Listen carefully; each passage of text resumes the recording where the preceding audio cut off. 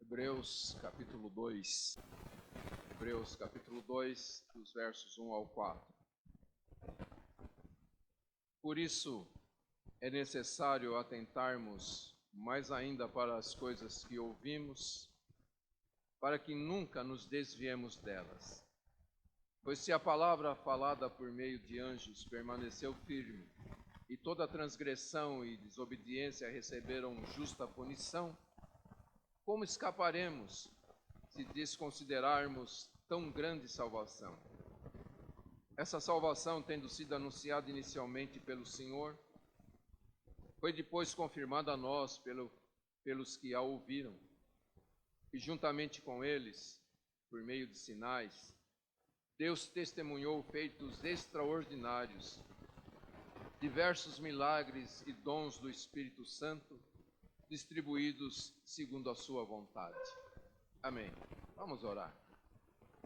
Senhor nosso Deus, nosso Pai querido, nós lemos a Tua palavra e precisamos que o Teu Santo Espírito nos ajude,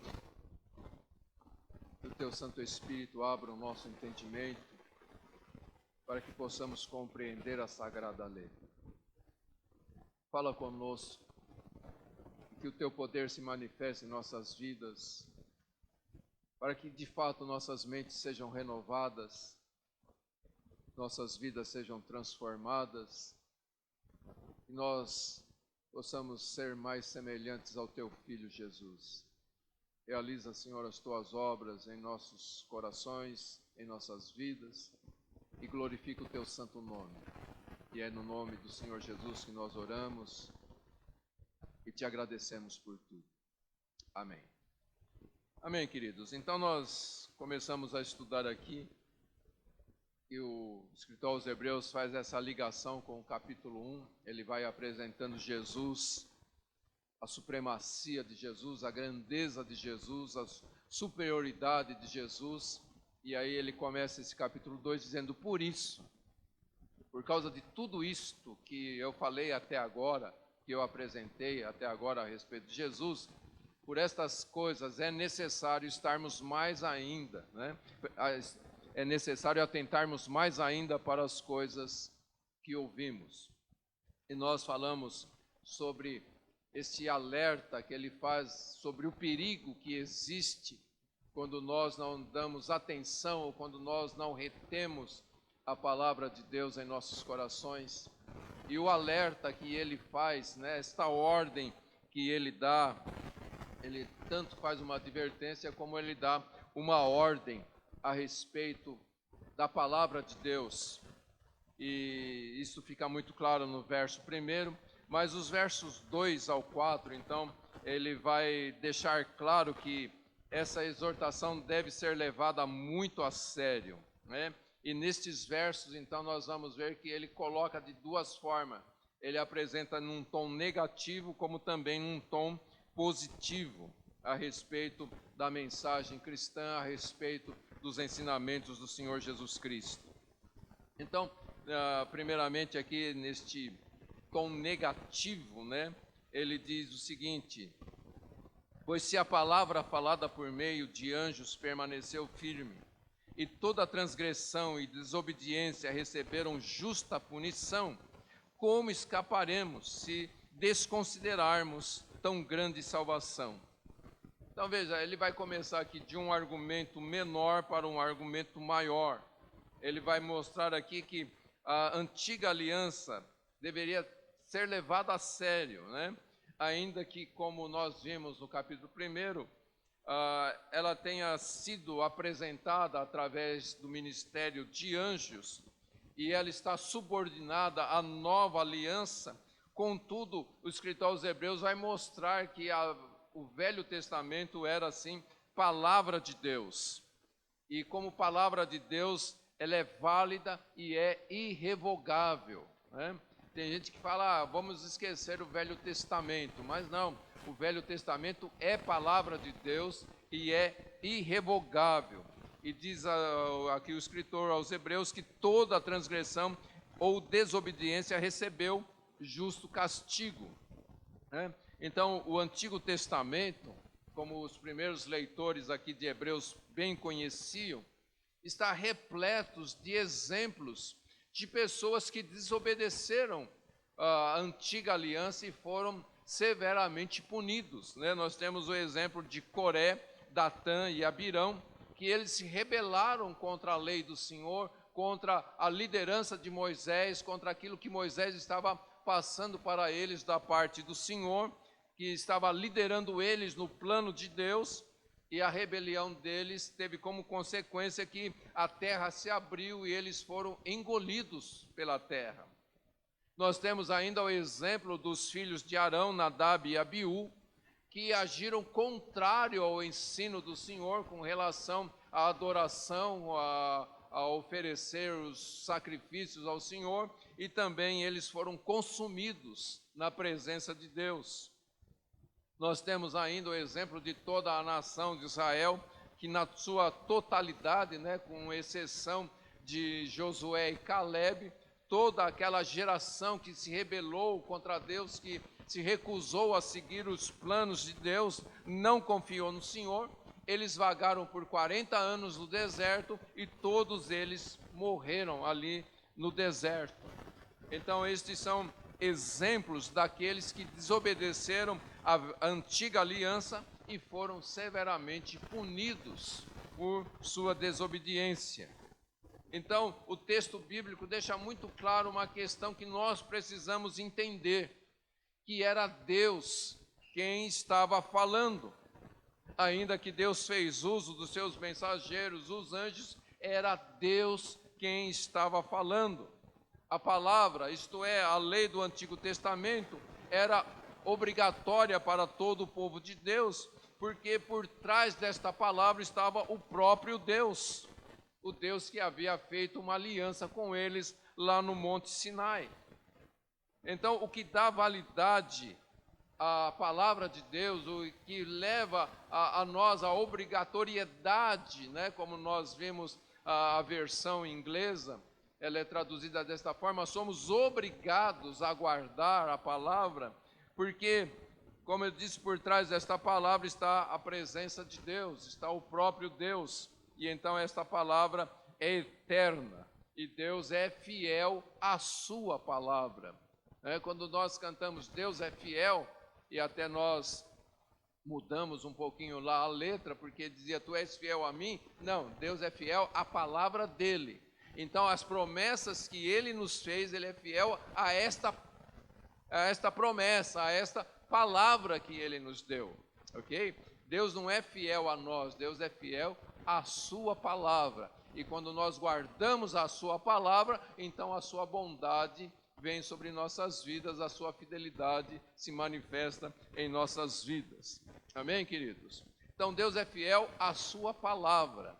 Mesmo porque, queridos, quando nós olhamos para a palavra de Deus, nunca dependeu do esforço ou da capacidade humana, mas sempre foi a graça de Deus.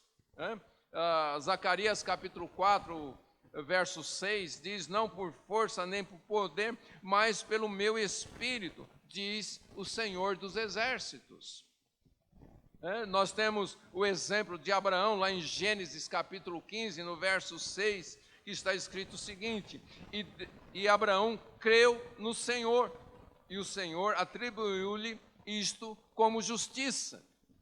Então veja, por que Abraão lá no Velho Testamento foi justificado por Deus? Porque ele obedeceu a palavra de Deus, ele creu na palavra de Deus, ele creu naquilo que Deus estava dizendo para ele a respeito da vida dele e a respeito da sua descendência. Porque Abraão creu, ele foi justificado pelo Senhor. Amém, queridos?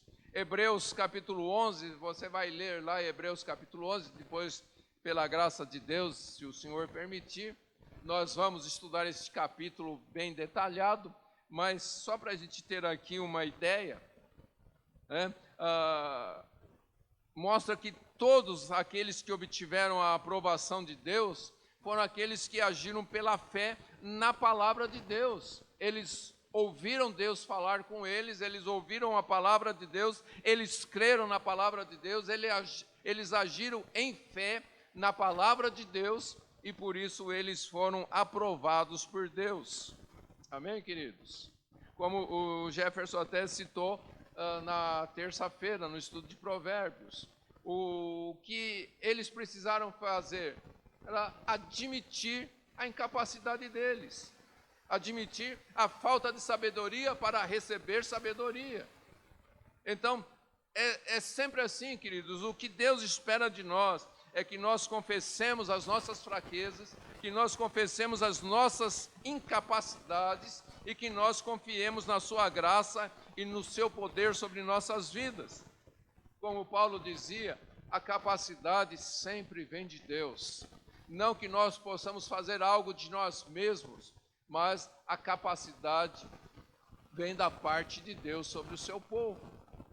Então é por isso que quando Deus fala, Deus espera que nós confiemos na sua palavra, confiemos na sua graça, e pela sua graça, pelo poder do seu Espírito, nós guardemos a sua palavra, obedeçamos a sua palavra e seguimos com os seus caminhos, andando nos seus caminhos retos. Amém, queridos?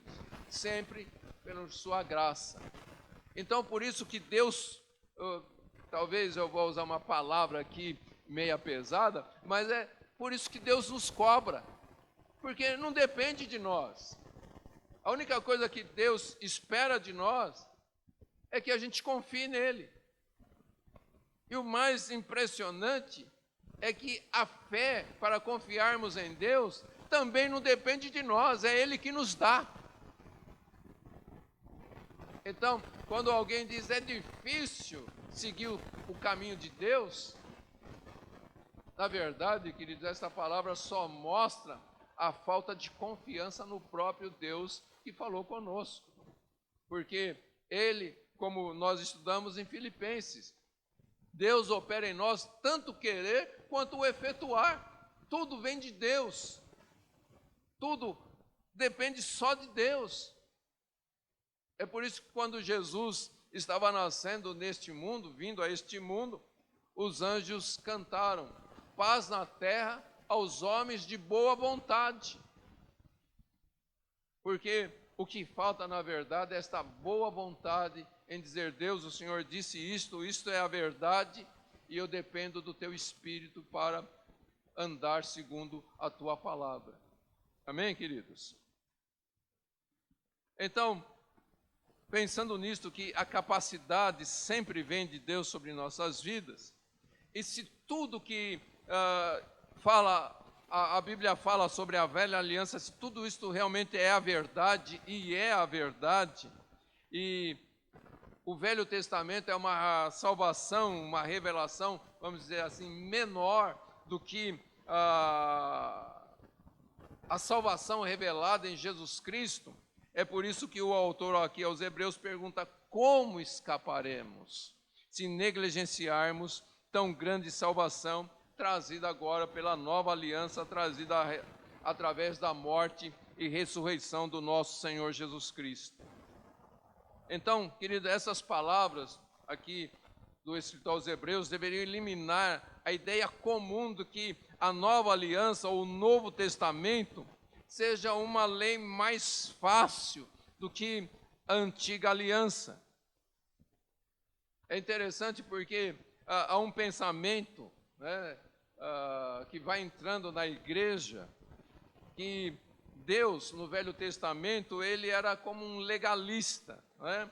E Deus viu que a forma como ele agiu no Velho Testamento, punindo as pessoas, punindo os povos que se rebelavam, que se levantavam contra as suas leis, que se levantavam contra o seu povo, que Deus viu que isto realmente não funcionou.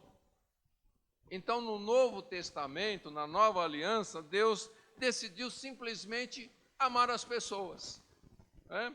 Então, o que a gente nota aqui é que muitas pessoas têm dificuldade para conciliar a ideia de punição eterna, a ideia da ira divina com a ideia do amor de Deus.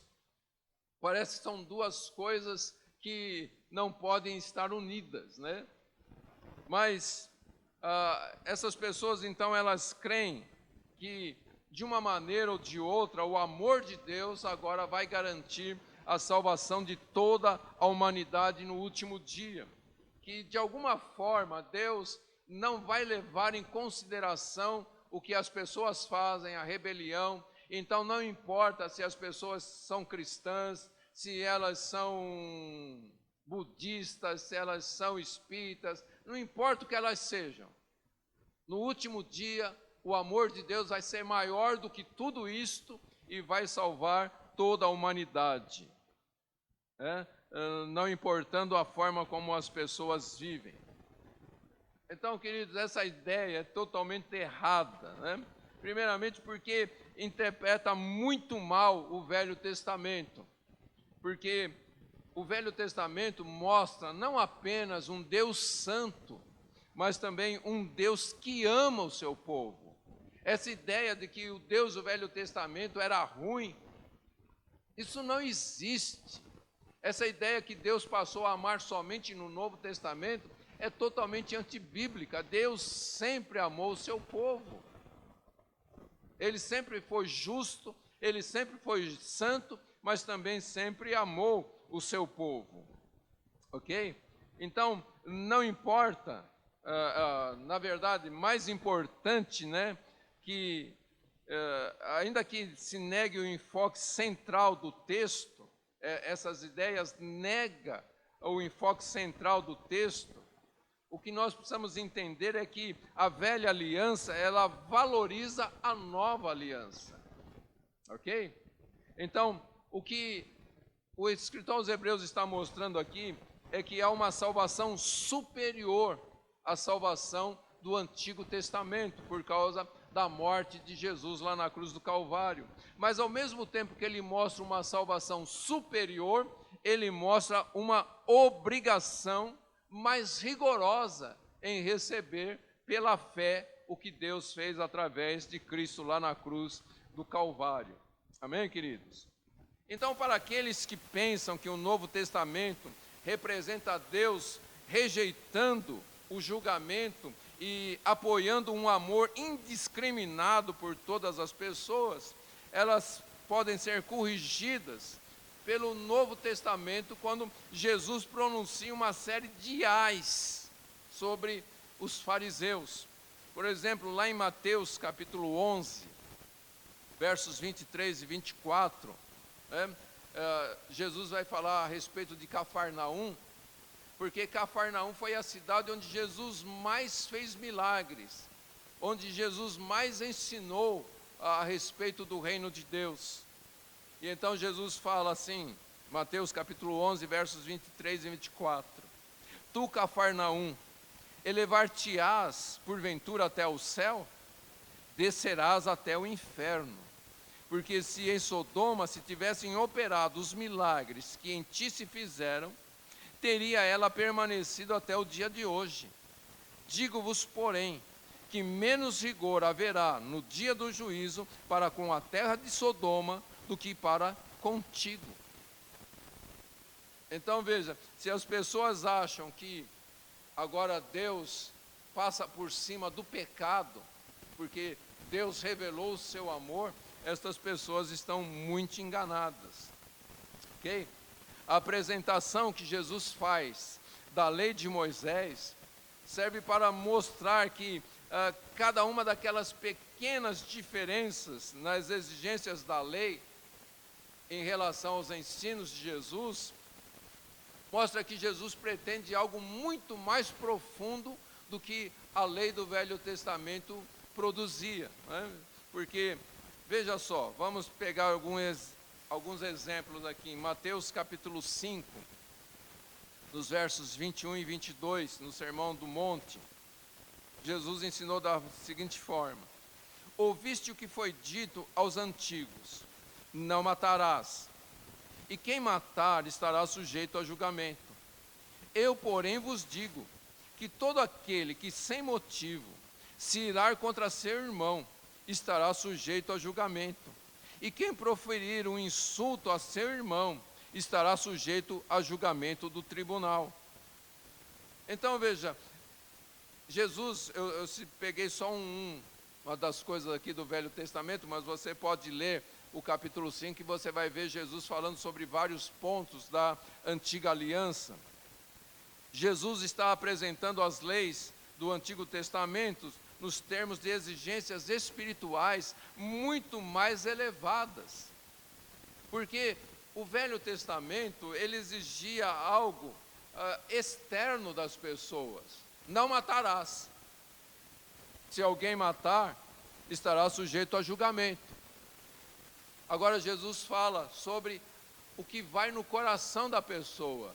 Ele fala, eu porém vos digo aquele que sem motivo se irar. Veja, agora não é mais a questão de você matar, mas a questão de você se irar. Ok? Jesus falou a respeito do adultério no Velho Testamento, que era o ato de adulterar. Mas Jesus fala, mas eu vos digo, se você olhar com uma intenção impura, você já cometeu adultério. Então veja que Jesus agora, ele vai trazer isso para o nosso coração. Não é só uma questão externa, de você observar externamente as leis, mas é a questão como você encara essas coisas no seu coração. Então quem acha que o Novo Testamento é mais fácil que o Velho Testamento, está muito enganado. Amém, queridos? Então veja, Jesus em momento algum ele diminuiu as exigências da lei. Pelo contrário, ele até mesmo diz, eu não vim para revogar a lei ou os profetas, eu vim para cumprir. Então, ao cumprir toda a lei, Jesus, através da sua morte, e nos incluir na sua morte, Jesus estava nos dando a capacidade de ter no nosso interior a santidade de Deus. Ok? Fica claro isto, queridos? Então, às vezes as pessoas presumem que isso significa que Deus está nivelando para baixo a nova aliança por causa do amor, né? Mas quando a gente se volta realmente para o Velho Testamento,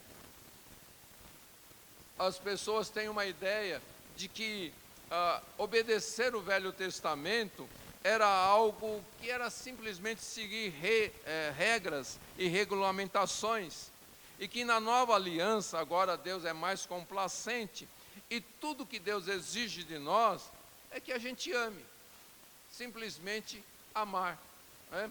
Como que se apenas amar fosse algo muito simples. Agora, quando a gente olha para as Escrituras, tanto para o Velho Testamento como para o Novo Testamento, a questão do mandamento de amar é muito mais difícil do que aparentemente exige o Velho Testamento, né? Porque, veja só, os fariseus, e muitas vezes eles julgaram Jesus, porque Jesus e os seus discípulos não lavavam as mãos para comer. Então, no Velho Testamento, era uma exigência que a pessoa lavasse as mãos antes de tomar as refeições, que ela lavasse o prato, o copo, para tirar toda a impureza. Agora, Jesus vem, e o que ele traz?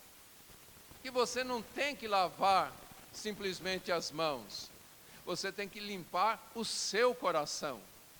Você tem que eliminar a ira do seu coração, você tem que eliminar a malícia do seu coração, você tem que eliminar os interesses próprios, o egoísmo, né? Então, é mais fácil a lei do amor? Porque não basta amor, queridos. Não é você olhar para alguém fazendo coisa errada e falar, não, tudo bem, eu te amo desse jeito que você é. Pode continuar fazendo errado, eu te amo e Deus também te ama. É isso que é amor? O que a Bíblia diz, que aquele que não corrige, não ama. Não é isso que a palavra de Deus nos ensina? Que o verdadeiro amor corrige todo erro?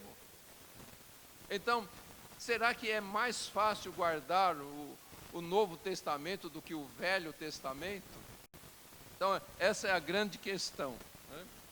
Então, quando nós olhamos para tudo isto e vemos a condenação da lei sobre todo o pecado, né, o que nós entendemos é que Deus sempre pretendeu levar os pecadores à sua graça, através do Evangelho. Então, o Novo Testamento se apresenta mais intenso à luz da vinda do nosso Senhor Jesus Cristo. Paulo vai falar muito sobre esta questão, que a lei serviu como um aio para a nossa salvação, porque a lei, ela mostrou o que nós realmente somos. A lei mostrou a nossa total incapacidade para agradar a Deus. A lei mostrou a nossa total incapacidade de cumprir os mandamentos de Deus. Porque a palavra de Deus nos ensina que se você quebra um princípio da lei, você quebrou toda a lei. Agora, quem é capaz de guardar toda a lei? E aqui está a grande salvação do Senhor. Ele cumpriu toda a lei. E que o que hoje nós precisamos é receber a graça de Deus e vivermos pela graça de Deus. A graça de Deus nos fortalece, a graça de Deus nos ensina, a graça de Deus nos educa, a graça de Deus opera constantemente em nossas vidas. Amém, queridos? Dá para entender isso? Jesus, lá em João capítulo 3, no verso 19, ele diz o seguinte: o julgamento é este, que a luz veio ao mundo, e os homens amaram mais as trevas do que a luz, porque as suas obras eram más. Então, queridos, o que nós precisamos é receber e aceitar a revelação que chegou a nós através do Senhor Jesus Cristo. Veja aqui o que Jesus disse, que nós só precisamos direcionar o nosso amor. Antes, nós direcionávamos o nosso amor para as coisas desta vida. E agora ele diz que nós precisamos direcionar o nosso amor para aquilo que ele fez. Direcionar o nosso amor para Deus e para a sua palavra. Jesus disse que o grande problema é que os homens amaram mais as trevas, isto é, amaram mais o pecado do que a luz. Por isso, o escritor aos Hebreus, ele vem enfatizar essa questão de nós olharmos para a palavra de Deus e guardarmos a palavra de Deus, e aquilo que a palavra de Deus nos ensina, nós abraçarmos estas verdades. E chegarmos diante de Deus e dizer: Senhor, a tua palavra diz que eu devo ser assim, mas por mim mesmo eu não consigo, eu dependo da tua graça. Amém, queridos? Fica claro isto? Então, o que o escritor aos Hebreus está dizendo aqui, queridos? Ele diz, vamos ler de novo: por isso é necessário atentarmos mais ainda para as coisas que ouvimos, para que nunca nos desviemos dela, né? A palavra que ele usa aqui, que pode ser negligenciar, não dar importância ou desconsiderar aquilo que o Evangelho revela. Isto é, você não fazer da palavra de Deus algo vital para a sua vida. Como você disser: eu não posso viver sem a palavra de Deus. Então o escritor está dizendo o fato de você desconsiderar a palavra, o fato de você negligenciar a palavra, o fato de você não dar importância, o fato de você não tornar a palavra de Deus vital na sua vida, isto é que é o grande problema, é negar o Evangelho e então permitir que a depravação da humanidade continue reinando no seu coração. Porque só a palavra de Deus, em prática, pode cessar a depravação que está no coração do homem. Nós já estudamos sobre isto. Quando nós nos convertemos, nós passamos a ter a natureza divina em nós, mas nós não deixamos de ter a natureza humana, a natureza caída. E nós falamos sobre isso a semana passada, que a Bíblia nos ensina a nos despirmos do velho homem, dessa natureza caída, e nos vestirmos do novo homem, que é segundo Cristo. E nós fazemos isto como? Através da palavra de Deus. Ok, queridos? Então, essa desconsideração pela palavra de Deus, ela é muito bem ilustrada na parábola que Jesus conta lá em Mateus capítulo 22, dos versos 1 ao 14. Eu quero ler esse texto. Então Jesus voltou a lhes falar por meio de parábolas, dizendo: o reino do céu é semelhante a um rei que celebrou o casamento de seu filho e enviou seus servos para chamar os convidados para a festa de casamento. Mas estes não quiseram vir. Depois enviou outros servos, ordenando: dizei aos convidados: meu banquete já está preparado, meus melhores bois e novilhos já foram abatidos, e tudo está pronto. Vinde para o casamento. Eles, porém, fizeram pouco caso do convite, e foram, um para o seu campo, outro para os seus negócios, e outros, amarrando os servos, maltrataram-nos e os mataram. Mas o rei ficou furioso e, enviando seus exércitos, destruiu aqueles homicidas e incendiou a cidade deles. Então disse aos servos: na verdade, o banquete de casamento está preparado, mas os convidados não eram dignos. Ide pelos cruzamentos das ruas e convidai para o casamento quantos encontrardes. E aqueles servos saíram pelas ruas e reuniram todos os que encontraram, tanto maus quanto bons. E o salão nupcial ficou cheio de convidados. Mas quando o rei entrou para ver os convidados, encontrou ali um homem que não se vestia de trajes nupciais. E perguntou-lhe: amigo, como entraste aqui sem trajes nupciais? Ele, porém, calou-se. Então o rei ordenou aos servos: amarrai-lhe os pés e as mãos, e lançai-o nas trevas exteriores. Ali haverá choro e ranger de dentes, porque muitos são chamados, mas poucos escolhidos. O ponto aqui da parábola, eu não vou entrar em todos os detalhes, mas o ponto aqui é o desprezo pelo convite, né? Porque essas pessoas desprezaram o convite?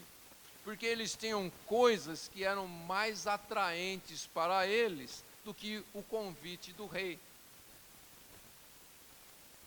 Então, vamos ver aqui algumas coisas que a gente pode tirar desse texto que levam as pessoas a desconsiderar ou negligenciar esta grande salvação. Pode ser uma ou várias coisas, né? Eu só vou falar aqui, não vou entrar em detalhes, ok? Primeiro, nós podemos desconsiderar a palavra de Deus deixando de dar atenção aos princípios e mandamentos concernentes à salvação. Em outras palavras, o abandono progressivo da leitura e meditação da Bíblia, o abandono progressivo da oração, o abandono progressivo da comunhão e prazer nas reuniões da igreja. Veja, um abandono progressivo. Então, Um dia, hoje não dá para ler a Bíblia, eu tenho tanta coisa para fazer, mas amanhã eu leio em dobro. Só que chega o amanhã, não lê em dobro, lê pela metade. No outro dia, lê um quarto e vai abandonando. Dá para entender isso, querido? A mesma coisa com a oração. A mesma coisa com a comunhão com os irmãos, a mesma coisa com a reunião na igreja. Ok?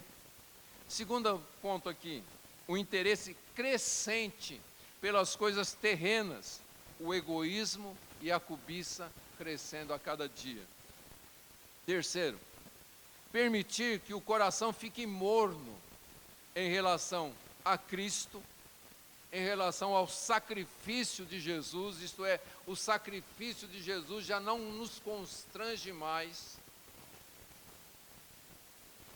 O coração ficando morno para com o amor do Pai, que enviou o seu Filho para ser o sacrifício em nosso favor. Quarto ponto, um apego aos negócios e novidades do mundo, ao invés de nos apegarmos às coisas do alto e à vinda de Cristo. Em quinto lugar, perdendo a consciência da presença de Deus. Então, às vezes a pessoa, ela ia fazer alguma coisa, aí ela lembra, Deus está me vendo. Mas de repente ela perde essa consciência de que Deus está vendo. Ela se preocupa somente se pessoas estão vendo. Em sexto lugar aqui, abafando o pensamento sobre o juízo vindouro. Não importa o que eu faço, eu sou salvo e tudo bem. Em sétimo lugar, vivendo fora dos padrões bíblicos. E aqui a gente viu na parábola que as pessoas foram rejeitando o convite por esses motivos, não é? Um tinha o campo para ver, o outro tinha outra coisa para fazer e assim por diante. E quando os servos vão e convidam todo mundo, então a casa fica cheia. Mas de repente, existia uma pessoa ali que não estava com as vestes nupciais. E aqui que a gente entra com esse sétimo ponto, vivendo fora dos padrões bíblicos. O que é a veste nupcial para nós? Porque um dia nós vamos entrar nas bodas do Cordeiro. E as vestes nupciais, querido, é justamente isso. É a vida dentro dos padrões bíblicos. A nossa roupa é o padrão bíblico para as nossas vidas. Ok? Como eu disse, eu não ia entrar em muitos detalhes aqui da parábola, mas só tirar algumas lições. Ok? Voltando aqui para Hebreus, no capítulo 2, os versos 3 e 4, então, vão mostrar que a revelação de Cristo é positivamente recomendada. Né? E, bom, antes de entrar nisso, deixe-me falar sobre uma outra parábola, que é a parábola do semeador, que é também a forma como as pessoas agem em relação à palavra de Deus. Então, deixa eu ler rapidamente aqui só a explicação de Jesus em Mateus capítulo 13, versos 19 ao 23.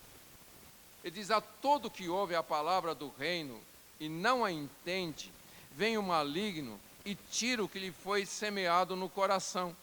Esse é o que foi semeado à beira do caminho. Veja, se nós não tivermos um amor pela palavra de Deus, pelo que nós ouvimos da palavra de Deus, se nós não procurarmos entender a palavra de Deus, isto vai ser roubado do nosso coração. E aí Jesus continua: e o que foi semeado no solo pedregoso, esse é o que ouve a palavra e a recebe imediatamente com alegria, mas não tem raiz em si mesmo e dura pouco. Quando vem a tribulação ou a perseguição por causa da palavra, logo tropeça. Então, aquele que ouve a palavra de Deus com a mente, mas não leva a palavra para o seu coração. Ok? E Jesus continua: e o que foi semeado entre os espinhos, Este é o que ouve a palavra, mas as preocupações do mundo e a sedução das riquezas sufocam a palavra e ela não produz fruto. Então, se a palavra de Deus não muda a nossa vida de modo que as nossas atitudes mudem, então é porque a palavra caiu no meio dos espinhos. E Jesus conclui dizendo: mas aqui foi semeado em boa terra, esse é o que ouve a palavra e a entende, e dá fruto, e produz 100, outro 60 e outro 30.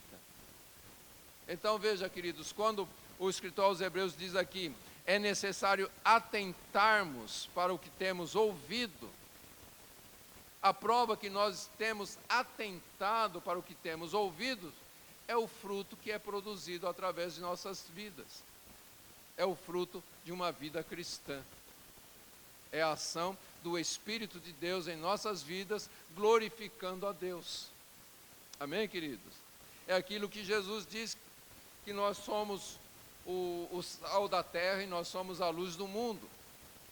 E Jesus conclui dizendo, para que os homens vejam as vossas boas obras e glorifiquem a vosso Pai que está no céu. Então, o atentar para a palavra de Deus nos leva a produzir frutos, ok? Então, o segundo motivo aqui, a forma positiva, né? Nós vimos a forma negativa, quando ele mostra que a desobediência recebeu o justo castigo e pergunta como escaparemos nós. Ele vai falar a respeito do autor da salvação. E ele então diz, essa salvação, tendo sido anunciada inicialmente pelo Senhor, foi depois confirmada a nós pelos que a ouviram. E juntamente com eles, por meio de sinais, Deus testemunhou feitos extraordinários, diversos milagres e dons do Espírito Santo, distribuídos segundo a sua vontade. Então veja, o autor aos Hebreus, ele começa dizendo, olha, essa mensagem chegou a nós da parte do próprio Jesus. Foi o Senhor quem começou a pregação do Evangelho. Então veja, não se trata apenas de uma ideia, de uma filosofia ou de uma nova religião, mas o próprio Senhor é quem anunciou esta grande salvação, ok? Então a mensagem chegou até nós através do Filho de Deus, do próprio Deus, que veio do céu à terra para morrer na cruz em nosso lugar, para pagar o preço dos nossos pecados e ser o nosso Salvador. Esse mesmo Jesus que ressuscitou para a nossa justificação. Esse mesmo Jesus que subiu aos céus, de onde intercede por nós e enviou o seu Espírito Santo para nos ensinar, para nos guiar em toda a verdade, para nos dar o poder de viver a sua verdade e a sua vontade. Amém, queridos? Então o escritor aos Hebreus está dizendo aqui, esta salvação, né? Voltando lá, esta salvação tendo sido anunciada inicialmente pelo Senhor. Então quem deu início à pregação do Evangelho foi o próprio Jesus, que realizou a obra de salvação lá na cruz do Calvário, ok? Isso mostra o que nós já tínhamos visto lá no capítulo 1, havendo Deus outrora falado muitas vezes, de muitas maneiras, aos pais, pelos profetas, nestes últimos dias nos falou pelo Filho, ok? Então, essa mensagem exige a nossa atenção, porque foi proclamada pelo próprio Senhor, e esta mensagem é o próprio Senhor, anunciando a salvação que Ele concede através da sua graça, para todo aquele que crê. Então veja o contraste que existe no verdadeiro Evangelho com o falso Evangelho que está sendo oferecido por aí. É interessante porque todas as religiões, né, elas levam que os deuses, né, servem, ou melhor, as pessoas servem aos seus deuses através dos sacrifícios. Mas no Evangelho nós vemos o Senhor servindo o seu povo através da sua morte lá na cruz do Calvário, né? Jesus mesmo disse: eu sou o pão da vida, e quem vem a mim jamais terá fome, e o que crê em mim jamais terá sede. Não é o povo levando o seu Deus, mas é Deus levando o seu povo no Evangelho.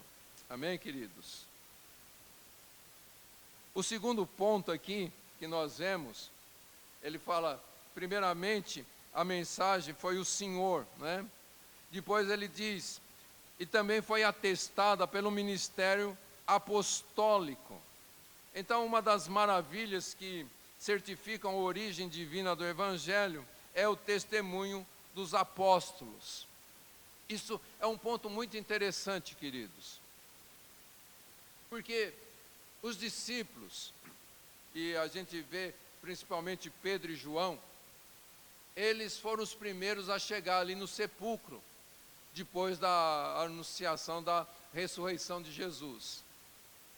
Então, Pedro e João e os demais apóstolos, eles realmente sabiam se Jesus tinha ou não ressuscitado, se era uma pura invenção, ok? Estes homens estavam realmente cientes da verdade ou da mentira, mais do que ninguém. Os discípulos sabiam se era verdade ou mentira. E a pergunta é que fica: o que esses homens ganharam ao proclamar o Evangelho? Açoites, prisões e morte. Quem pagaria um preço desse para propagar uma mentira? E é isso que o escritor aos Hebreus diz, ela foi atestada pelo ensino apostólico, porque esses homens pagaram com a vida a pregação do Evangelho. E Atos capítulo 5 é interessante porque mostra que eles foram presos, eles apanharam, levaram no mínimo ali 39 chicotadas, saíram daquele lugar felizes, né? Porque foram dignos de sofrer afronta por causa do nome de Jesus. E o que fizeram? Voltaram para a praça e continuaram pregando o Evangelho.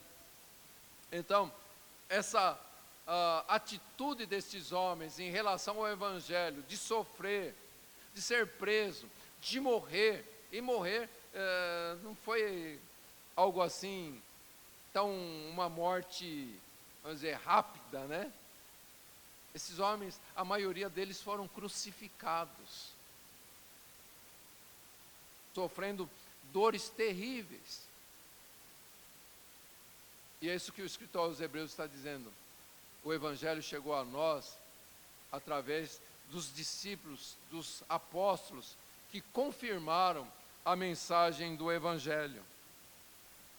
E aí é interessante porque aí ele vai mostrar que Deus também testemunhou a mensagem do Evangelho, operando sinais, milagres, coisas maravilhosas, e também dando ou concedendo o seu Espírito Santo para todos aqueles que nele crê. Então, o que nós vemos aqui, queridos, que a mensagem do Evangelho, ela é sem igual, porque ela foi primeiramente falada pelo Senhor Jesus Cristo, e foi visivelmente aprovada pelos apóstolos, através de Deus realizando milagres, operando maravilhas, e através dos dons do Espírito Santo. Então, o Evangelho é o Pai, o Filho e o Espírito Santo cooperando para produzir esta revelação que chegou até nós. E é por isso que o escritor aos Hebreus pergunta: como escaparemos se nós passarmos por cima do Senhor Jesus Cristo, se nós passarmos por cima de Deus Pai, se nós passarmos por cima do Espírito Santo, deixando de dar ouvidos àquilo que Ele está falando? Como escaparemos se negligenciarmos tão grande salvação, queridos? Então, deixar de ouvir negligenciar a palavra de Deus, desconsiderar princípios bíblicos, é a maior tolice que um homem pode praticar. Ok? Para a gente terminar aqui, queridos, a gente entrou na questão aqui de Deus testificando através dos milagres. Eu queria pensar aqui sobre o maior milagre que Deus pode fazer nos dias de hoje, de uma forma que ninguém mais pode fazer. Porque nós vemos falsos milagres acontecendo. E nós vemos até verdadeiros milagres acontecendo. E a Bíblia nos adverte que o anticristo iria se levantar fazendo prodígios e milagres. Mas existe algo, queridos, que a Bíblia chama a atenção e que nenhuma religião pode produzir, que é a transformação do caráter de uma pessoa. Quando uma pessoa é transformada, não simplesmente atitudes. Quando uma pessoa deixa de fazer uma determinada coisa, realmente isso é errado, não vou fazer mais, e ela pode conseguir isso através de um esforço próprio. Mas quando a mente e o coração são transformados, quando o comportamento é transformado, quando a pessoa é transformada na semelhança do Filho de Deus, então este, eu creio, é o maior milagre que pode acontecer. E é aí que a gente volta a pensar naquilo que Jesus disse, que nós somos o sal e a luz da terra. E que a nossa vida, quando nós vivemos o verdadeiro Evangelho, leva as pessoas a olharem para Deus, leva as pessoas a glorificarem a Deus. Existe a diferença de alguém olhar e falar para uma pessoa: parabéns, você se esforçou e conseguiu vencer um erro na sua vida. É diferente quando alguém olha e fala: só Deus podia ter feito isso na sua vida. Então, queridos, para que a mensagem do Evangelho seja eficaz através das nossas vidas, nós precisamos mostrar o Evangelho com a própria vida. Mais do que palavras, que as pessoas possam de fato ver Deus em nós, que as pessoas possam glorificar a Deus olhando para as nossas vidas, ok? Então nós precisamos valorizar a nossa salvação. E se nós ignorarmos a mensagem do Evangelho a respeito da nossa redenção, é impossível nós escaparmos da ira de Deus e da punição que virá certamente sobre todos aqueles que desobedecem à palavra de Deus. Para finalizar, num texto que nós já estudamos, de Filipenses capítulo 2, versos 15 e 16. Para que vos torneis filhos de Deus, irrepreensíveis, sinceros e íntegros, no meio de uma geração corrupta e perversa, na qual resplandeceis como luminares no mundo, retendo a palavra da vida, para que no dia de Cristo eu tenha motivo de me orgulhar do fato de que não foi em vão que corri ou trabalhei. Amém, queridos?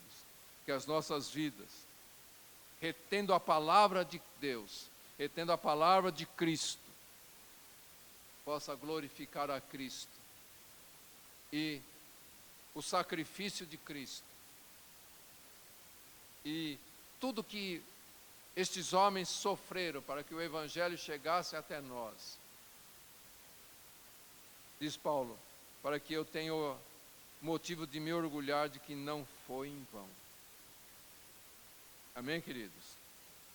E a conclusão que a gente chega na comparação do Velho e o Novo Testamento é que quanto mais precioso é o dom, maior é a penalidade caso ele seja ignorado.